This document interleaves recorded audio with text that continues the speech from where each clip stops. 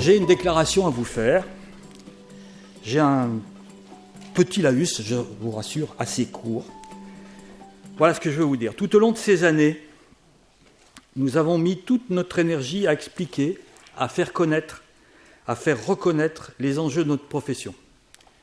Et ceci, nous l'avons fait sans corporatisme, mais avec toujours un seul objectif, garantir la qualité des soins, la sécurité des patients, et ceci dans un environnement européen où la tendance est à la dérégulation.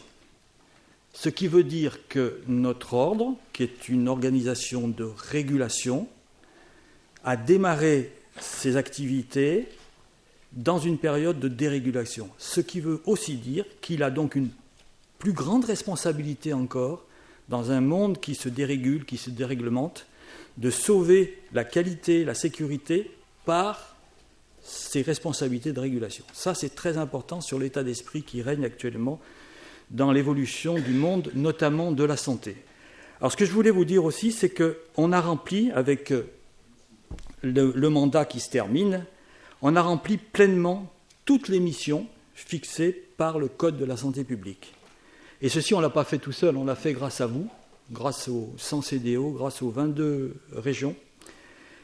Et puis aussi, bien sûr, messieurs les présidents, grâce aux 1500 conseillers et aussi, je crois qu'ils sont là, en partie, aux 150 collaborateurs salariés de l'ordre, que ce soit au niveau du CNO ou au niveau des CRO, CDO. Et en fait, ça nous a permis au final de gérer des crises successives. Ces crises, on les a gérées d'une façon, solidaire. Je pense que pas un d'entre nous n'a manqué à l'esprit qui consistait à dire que l'ordre apportait un plus à la profession, apportait un plus à la qualité des soins, à la sécurité des patients. Et notamment, le dernier coup, parce qu'il y en a eu beaucoup depuis 2006, ça a été la proposition de rendre l'inscription non obligatoire à l'ordre en 2012, quand le gouvernement a changé. Donc on est en 2014, il y a encore quelques brides, mais on est absolument sûr de tenir la route. On a passé un cap, et je peux vous dire que dans ce cap, on l'a passé avec des relais d'opinion, avec les institutionnels, avec la profession, et je crois qu'on peut être fiers, tous là, du chemin accompli. Alors, à cet égard, je rappellerai quand même sur l'année 2013 la création de la section des assurances sociales. Rappelez-vous, en 2006, pour ceux qui étaient là, c'était presque le drapeau de l'ordre. Enfin, nous allons pouvoir faire notre propre discipline sans les médecins. Eh bien, on a attendu jusqu'en 2013 pour y arriver, mais on s'est battu avec nos services, avec nos relais au niveau institutionnel, et nous y sommes arrivés. On a aussi, avec les organisations syndicales, toutes, on les a rassemblées sur le projet de la réforme des études. Alors bien sûr que ce n'est pas l'ordre qui porte ce projet, mais étant l'organisme qui rassemble l'ensemble des kinésithérapeutes, salariés, libéraux, enseignants, les étudiants aussi, la FNEC, on a réussi à porter le projet. On est presque en train de finaliser même l'effet économique du projet sur la santé publique. Et enfin, tout dernièrement, on a apporté une contribution à un ensemble de propositions sur la future loi de santé publique que prépare Mme Marisol Touraine et qui sera présentée au gouvernement avant l'été. Voilà, alors l'ordre, il va fêter, je ne sais pas si vous réalisez, son 10e anniversaire, puisqu'il a été créé par la loi le 9 août 2004.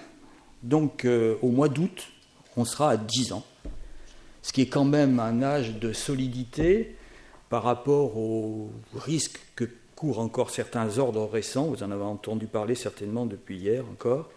Et donc, on peut dire qu'aujourd'hui, notre ordre bénéficie d'une légitimité absolument incontestée au sein des pouvoirs publics. Sur ce plan-là, on n'a pas de souci.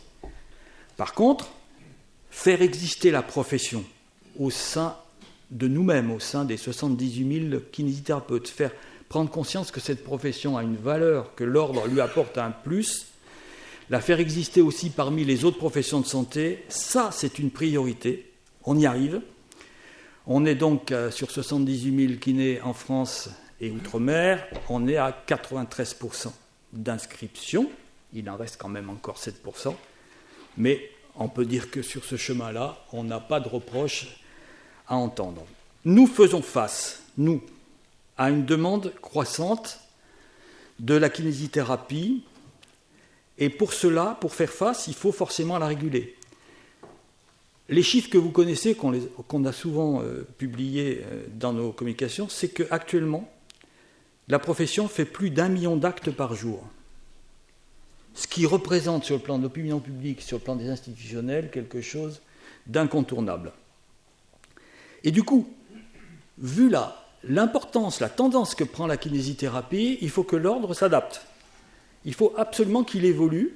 C'est ce que nous avons commencé à faire et ce qui va se poursuivre. Et pour cela, comme vous allez le voir tout à l'heure, nous avons mis en place des outils de communication, car c'est le point le plus important. On peut faire des choses extraordinaires, on peut être hyper performant.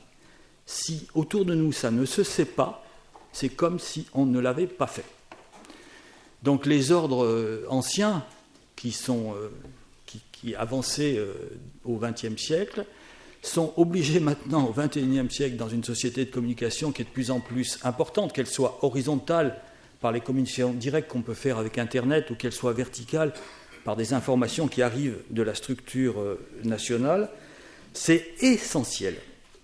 Donc, vous avez remarqué qu'on a mis toute une série d'outils avec des newsletters, des flash actus, des quiz, des vidéos. Et pour la première fois dans l'histoire de notre ordre, nous avons fait un bilan en film, en vidéo. Alors, on l'a fait parce qu'aujourd'hui, c'était l'ouverture du Festival de Cannes. Vous avez tous compris. Mais vous verrez que c'est un petit peu différent et qu'il n'y a pas de tapis rouge et qu'il n'y a pas de prix.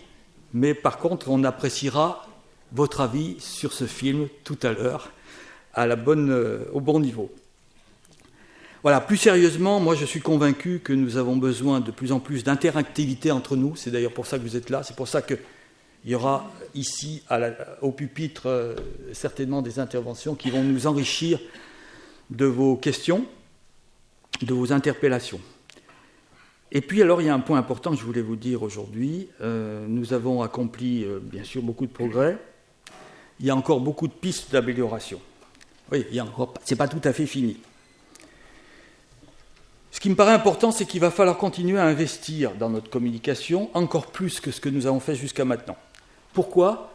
Parce qu'il faut que les 78 000 kinés du territoire soient fiers d'avoir un ordre.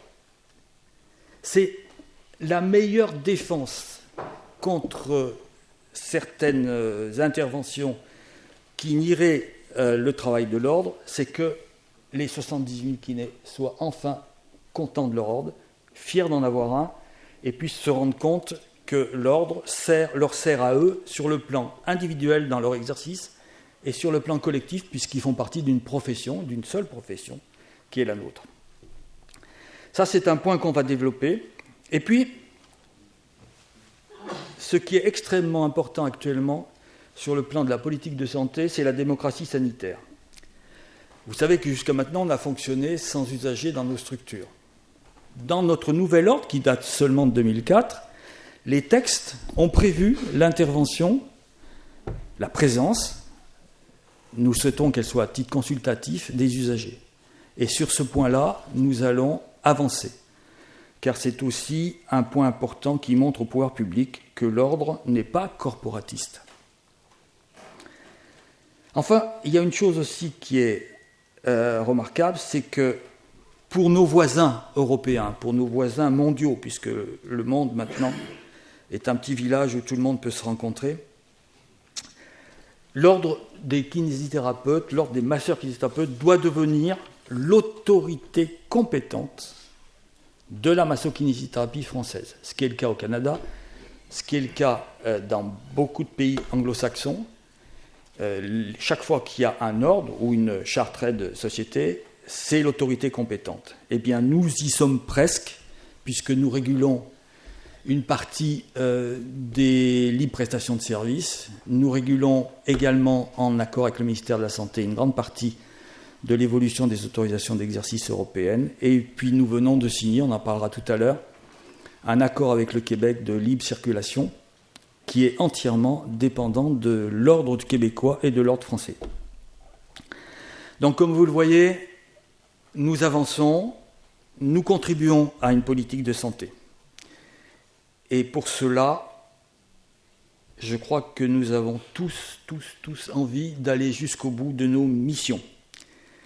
Alors je voudrais quand même remercier tout particulièrement les conseillers nationaux qui sont là et qui, depuis de nombreuses années, ont contribué à impulser la nouvelle dynamique de l'ordre qui, comme vous l'avez remarqué, depuis 2011, a pris une dimension extrêmement entreprenante. C'est aussi pour cela que je crois profondément et avec beaucoup d'émotion qu'il faut savoir à un moment donné passer la main pour laisser la place à une nouvelle équipe.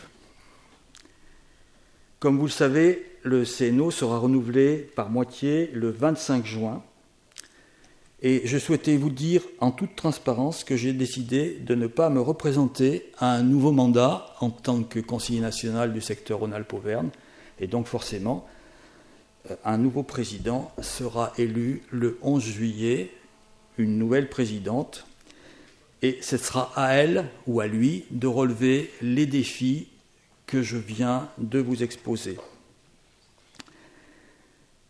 Ce nouveau ou cette nouvelle présidente, faudra qu'elle comprenne ou qu'il comprenne qu'il sera impossible d'espérer de relever les défis sans une équipe rapprochée, engagée, de qualité, à ses côtés.